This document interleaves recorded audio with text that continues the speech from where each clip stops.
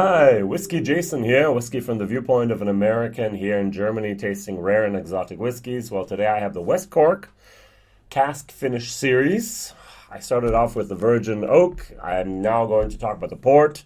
Then we're going to move over to the rum, the sherry, and at the end the Calvados. So let's get rid of these bottles here. Very, very important new step here for West Cork.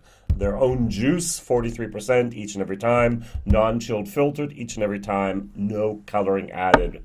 Bravo. And I think it's very good value for money. Over here in Germany, it's about 25 euros. So that's actually a great bargain, to be very, very honest.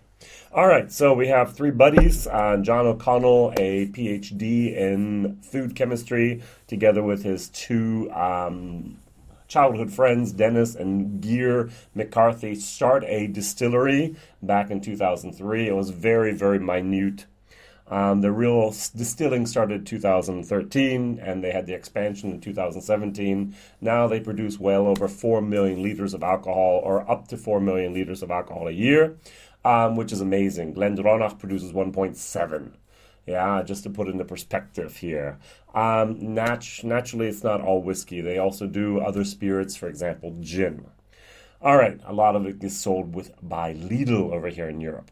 Now, this is a very special bottle. I love the coloring. Even if you look at the glass, it's almost peach. It's almost apricot. You can really see that the finish did something here. So all the bottles, first of all, were matured in first fill bourbon casks. Good job. And then they actually they say on the back here, this is a single malt Irish whiskey, very good, no grain, so it's 100% malted barley. And it's matured in the first fill barrel bourbon casks, and then it's finished in Quinta Da Boeira casks. Now, my wife and I, for a few years ago, we were actually in Porto, in Portugal. We visited many of these port houses. We went from place to place to place. Did a lot of the tastings, compared the Ruby versus the Tawny and so on. It was a wonderful, wonderful experience there in Portugal, in the city of Porto, to do that. But to be honest, I don't remember anything about Quinta da Boeira. Oh well. Now, this is Whiskey Base 147835, and I would like to now nose it. Now, the port finish is very, very evident. It's vanilla, raspberry, yogurt. It's very creamy, and it's very, very yogurt, raspberry, vanilla moment. Now, down below there, you have a little bit of more of a maltiness. And then in that maltiness, you get a little bit of a milky type of acid, a little bit of a moment where I'm like, I'm not really sure. Now, West Cork also produce the Poke. Maybe you've seen the red bottle. Maybe you've actually seen the red bottle. The black bottle is just called Irish whiskey, so it's a blended. It's grain and malt. It's made by them. They've been doing this now for 5 years at least. And this is something that just hit the market 2019 over here in Europe. Beautiful, beautiful bottle. The Pogue is a band, and it's a single malt Irish whiskey, the official whiskey of the legendary brand. 40%, their own stuff. This actually was the #1 flop of the year for my Irish whiskeys in 2019. I did not like it at all. So sorry. And a little bit of that is here. So they're taking the same juice, basically. Maybe they're using the same barrels. Maybe they're using better barrels for this. And then they get that finish on top, which hopefully will counteract the youngness of a single malt that's not ready yet to be bottled at the highest of leagues in Ireland. So, as I said, the nose is nice, but there's a hint of something in the background that kind of is a little bit spooky. All right, 43%, non-chilled filter.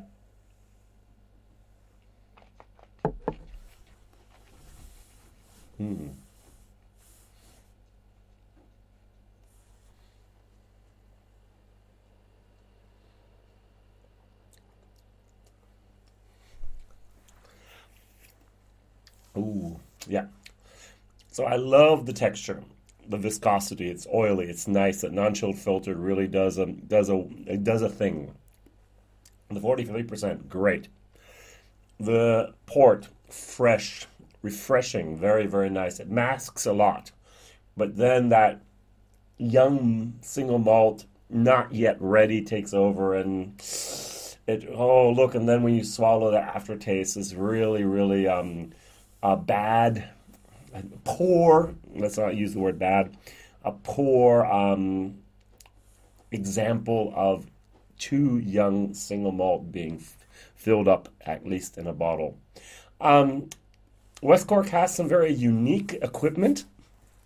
I hopefully will be there at the end of, the beginning of April, actually, and I will see everything firsthand. But I've seen a lot of videos about that, how they, I don't know if you actually have to use a pot still to have single malt in Ireland. Good question. If you use 100% malt, maybe you can use the spirit still, and then the wash still could be maybe a column still. Who knows? I have a little bit of the feeling that it wasn't double distilled on a pot still at the moment. So, good question. I think I will have to read up on that ordinance, on that regulation here in Ireland. So, a single malt Irish whiskey, patiently matured in first fill Irish Bourbon cask. I hate the word patiently when it's not even an age statement. And finished in the Quinta Da Boeira port cask, non-chilled, filtered, no color added. Very, very well done. And you have the three guys here actually who did it. Well done. I love the label. Port cask finished. I like the handcrafted in Ireland. I like the coloring. I like the everything. I'm just not a big fan of the juice. All right, I'm going to give it a C-. Also, the value for money for C- over here. It's just not what I expected. I hoped to have a little bit more of a of an experience of joy instead of especially the aftertaste really didn't hit me. I think that West Cork will have a second edition, maybe a little bit older juice as well in there, and then that nice little finish on top. And I think in maybe 2 or 3 years, or maybe the time it hits the States, they are in 70 different countries worldwide, West Cork, amazing. The product will actually have reached a level of quality where they can be proud of their product. At the moment, it just didn't tickle my taste buds as I thought it would. Therefore, the C- for value and also for taste. Thank you very much. My question of the day is, what whiskeys do you know that have a port finish? I'm not going to say anything. I'm sure you can write down 5 or 8 or even 12 different whiskeys out there, especially Scotch, that have a port finish. Clonakilty, for example, in Ireland, one of the new and upcoming distilleries that I will also be able to visit in April and the end of March. They also use a lot of port casks. Very, very nice stuff. Thank you very much. Like, subscribe, tell others about this crazy guy over in Europe tasting stuff you might not ever see. In this case, I hope you will. All the best. Bye-bye.